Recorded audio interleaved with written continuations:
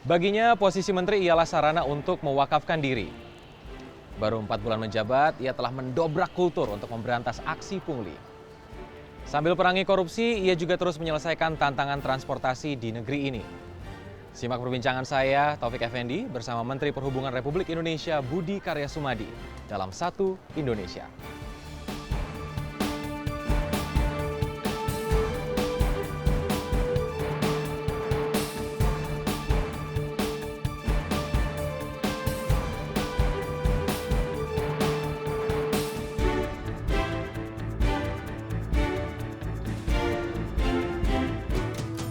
Budi Karya Sumadi, profesional bertangan dingin yang kerap terlibat dalam proyek pengembangan ibu kota dan daerah sekitar.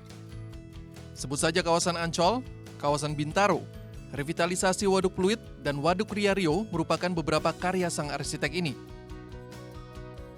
Terakhir, mega proyek pembangunan Terminal 3 Bandara Soekarno-Hatta jadi wujud kerja nyatanya ketika memimpin Angkasa Pura II.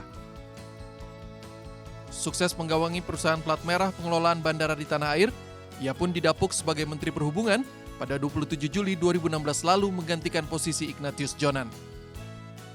Kini lelaki kelahiran Palembang 18 Desember 1956 ini semakin tertantang untuk memperbaiki sistem dan moda transportasi negeri.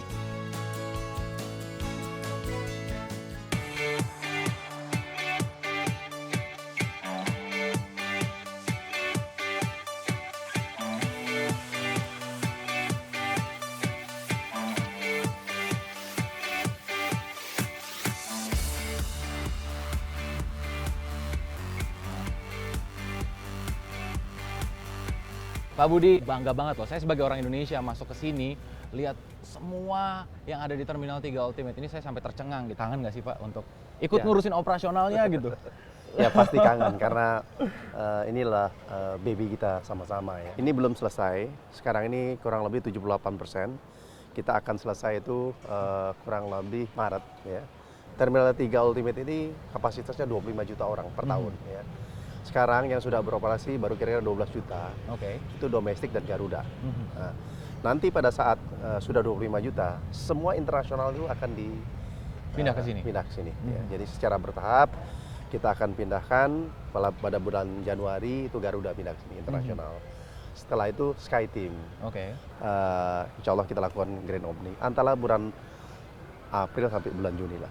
Dan untuk menunjang juga fasilitas dari Bandara Soekarno-Hatta ini kan kita tahu sekarang lagi dibangun proyek kereta bandara itu ya Pak ya, yang kemarin 4 November Pak Jokowi juga sempat meninjau ke sana gitu ya. Nah mungkin publik juga ingin tahu gitu, ini sekarang progresnya seperti apa sih Pak? Dan kapan kira-kira ini akan bisa beroperasi? Desember ini pembebasan tanah selesai. Kereta bandara yang dari Manggarai, Duku Atas, nanti menuju bandara, itu selesai kurang lebih bulan Mei Juni. Nah itu jadi penumpang itu happy sekali. Jadi kalau yang bisnis katakanlah dari Sudirman naik gitu ya, langsung ke stasiun, langsung ke Terminal 3. Dan biayanya juga relatif murah. Dan yang penting waktunya. Jadi nggak perlu repot kena macet lagi Pak ya? Kita rencanakan dari Jakarta itu 45 menit. 45 menit ya? 45 45 menit dengan menggunakan kereta bandara ini. Nah kalau kita lihat juga beberapa bulan ini kan Bapak juga kayaknya sibuk nih Pak, keluar kota, ke tempat-tempat yang terpencil gitu kan, buka bandara-bandara yang baru, bandara-bandara perintis. Ini emang tugas khusus dari Pak Presiden? Visi misi Presiden itu adalah diantaranya connectivity. Ya. Yang kedua, kita tuh harus hadir, tapi kita harus pastikan bahwasanya bandara-bandara yang kita bangun itu memang bisa melayani dengan baik. Gitu. Jadi saya harus pastikan saya ke Papua, ke Ilaga yang di puncak gunung itu, ke Dekai, ke Natuna dan sebagainya. Nah, kalau Bapak sendiri melihatnya ini Indonesia sebagai negara kepulauan, sektor udara dengan 17 ribuan pulau yang ada di Indonesia ini, sekarang jumlah bandara deh kalau kita lihat Pak, itu sebenarnya sudah mencukupi nggak sih untuk connectivity seluruh Nusantara? Bandara di seluruh Indonesia ini mungkin ada lebih dari 400. Ya. Itu cukup Pak? Maksudnya udah cukup memadai? Masih kurang. Yang membuat saya guilty feeling itu adalah kita negara besar, ya, tapi kita tidak bisa melit, ya, tidak bisa melit sebagai hub. Ya. Jakarta dan Bali itu mestinya berhak sebagai hub, karena memang kita negara besar dan banyak sekali penumpang-penumpang yang dari Indonesia untuk keluar gitu. Ya. Bagaimana menjamin atau mungkin menjamin agar keamanannya juga tetap terjaga Pak? Karena kita tahu itu kan sebagai pintu masuk Ya. dari kita nggak tahu dari luar sana Ya. terorisme, narkoba dan lain-lain gitu. Kalau mengenai safety, security, pelayanan, kita lakukan pendidikan sejak awal. Kita punya suatu diklat ya. Dan yang kedua, kita melakukan evaluasi dari waktu ke waktu. Dan yang lebih penting adalah kekompakan ya. Kekompakan di Sukarno-Hatta itu sudah tercipta. Kita begitu cair dengan polisi, dengan imigrasi, dengan bea cukai, dengan karantina.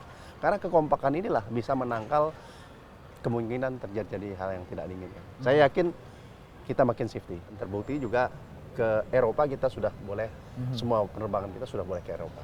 Artinya ini terus improving seperti Ya, itu ya, dan tidak ya. perlu khawatir berarti Ya, ya Pak ya. betul. Nah ini juga ada yang pernah mengatakan bahwa Pak Budi ini kan cuma jagonya di udara nih gitu kan, karena pernah di AP2 mungkin gitu. Tapi kan kalau kita ngomong soal perhubungan atau transportasi ini kan nggak cuma udara aja Pak ya, ada laut di situ, ada perhubungan darat juga di situ.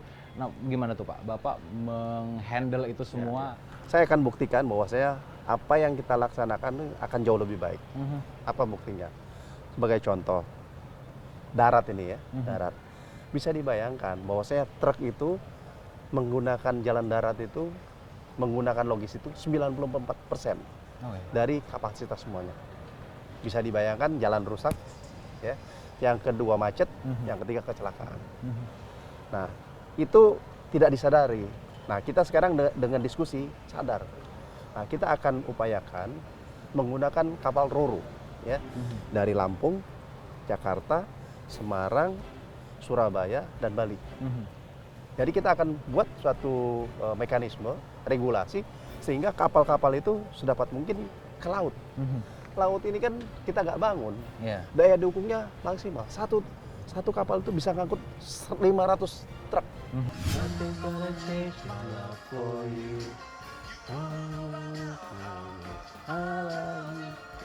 Ngertinya ala jiwa.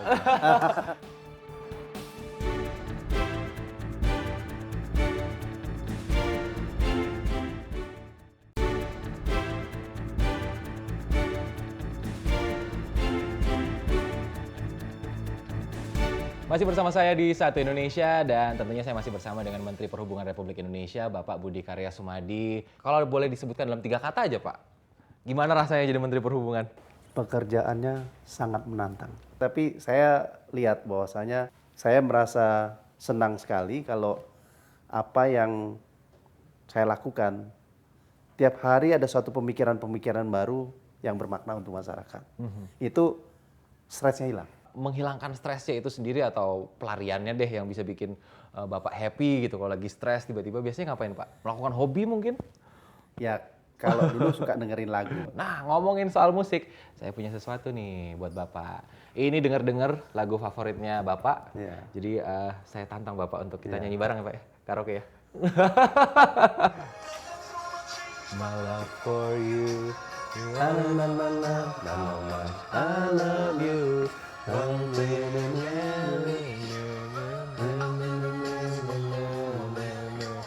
Nothing's gonna change my love for you.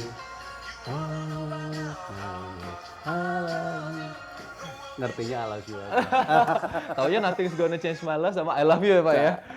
George Benson, Nothing's Gonna Change My Love For You. Apa yang membuat lagu ini berarti banget sih buat Bapak? Nggak bisa dipungkiri juga banyak orang-orang dekat yang bisa diekspresikan dengan lagu itu. Jadi kalau kita mengingat seseorang dengan lagu itu lebih romantis. Oh berarti sama ibu ya, istri ya. Nah bicara soal istri juga, dukungan keluarga sendiri sebenarnya seperti apa sih Pak? Keluarga saya adalah keluarga profesional. Dan istri saya juga sekarang masih bekerja di BPPT. Jadi kalau ada pria bekerja, punya prestasi, menjadi suatu kebanggaan. Jadi nggak dilarang-larang sama nggak keluarga? dilarang-larang itu. Kalau pulang malam aja kalau dilarang. Ditanya dari mana gitu Pak ya. Iya. Masa kecilnya memang kami dipenuhi dengan dinamika yang sangat bermacam-macam. Jadi mulai dari harus sekolah berjalan kaki dan apa yang dilalui pada waktu kami masa kecil itu ternyata berbuah manis di masa sekarang. Sesibuk apa tetap menyempatkan waktu untuk bersilaturahim dengan keluarga. Saya sering heran karena dengan jabatan yang sudah didapatkan mulai dari dulu di Ancol ataupun di Angkasa Pura dan sekarang pun jadi menteri, itu masih gitu-gitu aja. Jadi kesederhanaannya itu benar-benar terlihat dari kehidupan sehari-hari. Sudah berkantor di sini, menjadi pemimpin bagi semua di Kementerian Perhubungan. Ini dengar-dengar sekarang membawa satu kultur baru di bidang makanan nih Pak, di kantor katanya. Sekarang semuanya serba rebus-rebusan. Kenapa Iya. Pak? Bukannya gorengan enak loh Pak? Apalagi sering hujan kayak gini enak banget ya makan gorengan. Itu kalau Ini dia. rebus-rebusan ini makanan sehari saya. Ini ketela. Katanya ini khasiatnya banyak dan juga membuat tidak kolesterol. Makanya ketela, kacang ini makan sehari-hari. Dan saya minta teman-teman walaupun pertama kali pada nggak mau, akhirnya sekarang ikut. Sekarang semuanya Rebusan jadi ikutan makan rebus-rebusan. Betul. Gak ada yang protes tuh Pak. Ya Sudah paling Pak Budi jadi gak ada gorengan lagi gitu misalnya. pura-pura nggak dengar. Ini dia Wah. makanan berikutnya nih. Oke, ini buka rahasia dapurnya Pak Budi nih. Punya bisnis pempek katanya Pak. Iya, jadi saya kan dilahirkan di Palembang sampai SMA. Jadi yang namanya pempek itu harus ada di rumah. Saya selalu minta sama istri saya. Satu waktu tertentu istri saya bikin dan enak gitu. Dan saya oke, kalau kita buka warung ya di Sabang itu. Dan karena memang rasanya enak dan bahannya itu bagus, ya alhamdulillah sekarang ini istri saya kadang-kadang sombong. Saya punya deposito dari bisnis pempek. Masih Dan jalan ini Pak ya berarti ya? masih jalan. Dan saya bilang sama istri saya, ini satu kebanggaan di antara kita berprofesi gitu ya. Kita masih punya kemampuan untuk menyuguhkan sesuatu produktif, menunjukkan kepada semua orang bahwasanya kalau kita ingin berusaha, semua itu bisa. Itu esensinya. Satu yang jadi moto Bapak juga ini adalah, yang saya baca ini adalah, setiap orang harus punya mimpi. Jangan hidup datar-datar saja. Itu Bapak pernah bilang seperti itu. Dulu pernah mimpi nggak sih Pak jadi menteri? Enggak. Nggak pernah. Enggak jujur aja Pak, gitu ya. Dulu cita-citanya apa Pak? Atau mimpinya jadi apa dulu? Ya, jadi waktu SMA kalau jadi arsitek cukup gitu ya. Orang tua saya adalah guru-guru yang sederhana, yang mengajarkan satu kesederhanaan dengan bekerja secara tulus. Itu sebenarnya gitu. Saya selalu enjoy bila harus belajar, bekerja, harus on fire, harus menyenangi apa yang dilakukan. Artinya dari kecil dulu berarti sudah dibiasakan untuk bekerja juga gitu ya Pak ya? Iya. Iya. Nah, kita flashback sedikit ke masa kecil. Ini dia nih. Kita punya sesuatu lagi buat Bapak. Banyak nih kadonya buat Pak Budi hari ini ya. Kita udah rebus-rebusan, pempek. Nah, ini dia. Tadi disinggung sedikit sama Pak Budi. Bisa dilihat? Di sini ada lilin, ada sabun. Ya. Ceritain dong Pak, itu gimana dulu Pak? Jadi pada masa itu ya ekonomi keluarga tidak terlalu baik ya. Tetapi saya bangga orang tua saya itu punya cara-cara untuk mendapatkan sesuatu. Sehingga saya kalau pulang sekolah menjual lilin ke beberapa tetangga dan juga menjual sabun. Kenapa lilin dan sabun yang dipilih waktu itu Pak? Karena orang tua saya memiliki kenalan yang punya pabrik sabun dan pabrik lilin. Jadi bulk beli, setelah itu kita bungkus-bungkusin, nah kita edarkan. Sukses gak waktu itu dagangnya Pak? Oh sukses. Sukses? Walaupun tidak dapat upah ya. Jadi ada buktinya semua Ada tuh, Pak, bukti, ada fotonya, ada kegiatannya dan sebagainya gitu. Kalau ingin berubah itu kita harus berani dengan suatu cara yang membuat orang bisa kapok katakanlah dengan itu.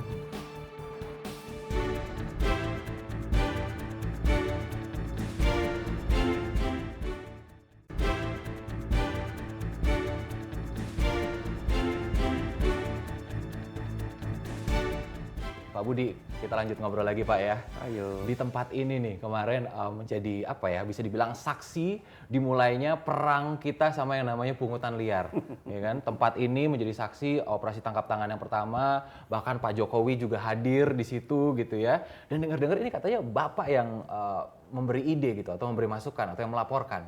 Betul Pak? Jadi laporan itu banyak sekali gitu.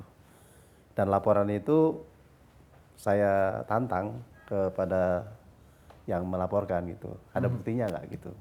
Ya.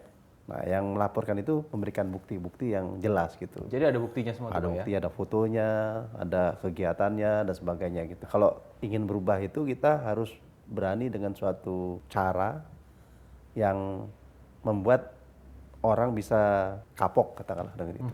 Nah, satu-satunya adalah kita menggunakan pihak luar, polisi, dan polisi memberikan jalan keluar. Seperti itu yang terjadi. Kalau kita ngomongin soal transportasi umum, permasalahan transportasi sekarang seperti apa sih Pak? Kita belum memberikan layanan transportasi umum itu secara baik. Oke. Yang mengakibatkan banyak para pengguna itu menggunakan motor. Ya. Nah, mengapa kurang baik? Andalan utama adalah kereta api. Kereta api dengan satu hari ratusan ribu, ini overloaded itu. Dan kadang-kadang terlambat. Nah, oleh karenanya MRT kita buat, LRT kita buat. Banyak hal-hal yang kita lakukan. Maka kita harapkan masyarakat ini tidak menggunakan lagi kendaraan pribadi. Hari ini pas banget nih di Twitter, kita kan sempat ngundang nih penonton untuk memberi pertanyaan ke Bapak lewat Twitter. Ini ada satu yang masuk Pak dari Soleh. Soleh bilang bahwa ini masih sering mengalami keterlambatan untuk KRL nih Pak. Nah itu gimana tuh Pak untuk mengatasinya? Ya makanya kemarin saya ke BSD menyaksikan sendiri jam 6:30 tanggal 10 itu saya jalan. Kalau pagi hari ada 2 jenis moda kereta yang masuk ke Jakarta. Satu adalah jarak jauh, yang satu adalah yang KRL. Nah cilakanya relnya itu sama. Sehingga apabila kereta yang jarak jauh itu lebih dari jam 6, maka dia bersamaan dengan KRL. Maka KRL dikalahkan gitu. Saya lagi mau melakukan suatu kajian gitu. Sebenarnya mesti dikalahkan tuh jarak jauh atau jarak pendek. Jarak jauh memang orangnya tuh letih. Dan ada komitmen dari Kereta Api Indonesia untuk tepat waktu. Tapi KRL ini jumlahnya ratusan ribu. Berarti solusinya gimana tuh Pak? Apakah dengan nambah jumlah rel atau? Nah saya lagi akan pelajari beberapa. Yang paling ideal adalah mempercepat double track. Ya, Double di tempat yang dari luar kota itu. Tetapi cara lain katakanlah kita apakah menambah kereta api, menambah gerbong, atau menghilangkan lintasan sebidang. Nanti satu waktu saya juga akan coba yang pulang katanya dari Tanah Abang ke Depok tuh paling seru. Ya. Serunya berapa Pak? Enggak, kayak sarden gitu. Gak usah pegangan bisa berdiri Pak ya? Bisa berdiri. Iya. Dari transportasi darat kita beralih ke laut nih Pak. Ini yang jadi cita-cita besarnya Pak Jokowi untuk menjadikan Indonesia sebagai poros maritim dunia.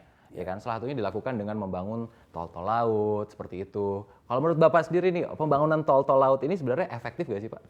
Sangat efektif. Sangat efektif ya? Sangat efektif dan kalau lihat angka, kita itu merasa berdosa.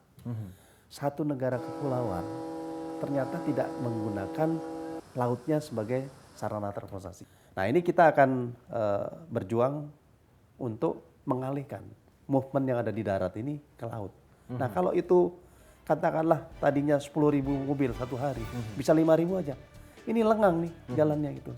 Dan laut itu lebih berdaulat. Iya, luar biasa sekali perbincangan kita di Satu Indonesia bersama Menteri Perhubungan Republik Indonesia Bapak Budi Karya Sumadi. Dan siapa lagi tokoh inspirasional akan kita hadirkan? Saksikan Satu Indonesia minggu depan. Saya Taufik Effendi, terima kasih dan sampai jumpa.